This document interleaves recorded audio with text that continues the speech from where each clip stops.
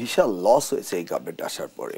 ধরুন এই ট্রানজিটের নামে করিডোর যেটা তারা নিয়েছিল, বলা হয়েছিল এক কন্টেইনার প্রতি 10,000 টাকা দিতে হবে, পার টন 1,000 টাকা দিতে, তাও তো দেয়নি। একটি কন্টেইনার 1 মাইলের জন্য ফি দিত 85 টাকা।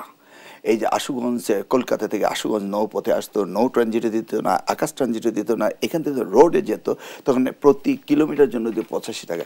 এতে কি আমাদের রাস্তা মেনটেনেন্স খরচ হয়, বা আমাদের বন্দরগুলো যেই খরচ হয় সেটা কি তারা দিচ্ছে? এই যে এনবিআর এর সার্কুলার দিয়ে মংলা বন্দর, চিরাং বন্দর খুলে দিল এবং তাদের জন্য স্পেশাল 7 সিস্টার ট্রান্সপোর্ট করার জন্য তাদেরকে সব কিছু ফ্রি করে দেওয়া হলো। এই যে সুবিধাগুলো তারা পেয়েছে, এই সুবিধাগুলো তো অন্য কোনো সরকার কখনো দিবে বলে আমার বিশ্বাস হয় না। তা তারা তো নেট লস করছে। যদিও এখনও আমরা তো কিছুদিন আগেও আমাদের ফরেন অ্যাডভাইজারে শুনেছিলাম নিয়ারলি $5 to $6 বিলিয়ন তাদের লোকরা কাজ করে নিয়ে যাচ্ছে। আমাদের হেলথ সেক্টরে তারা এক্স্যাক্টলি এই অ্যামাউন্টের মতো নিয়ে যাচ্ছে।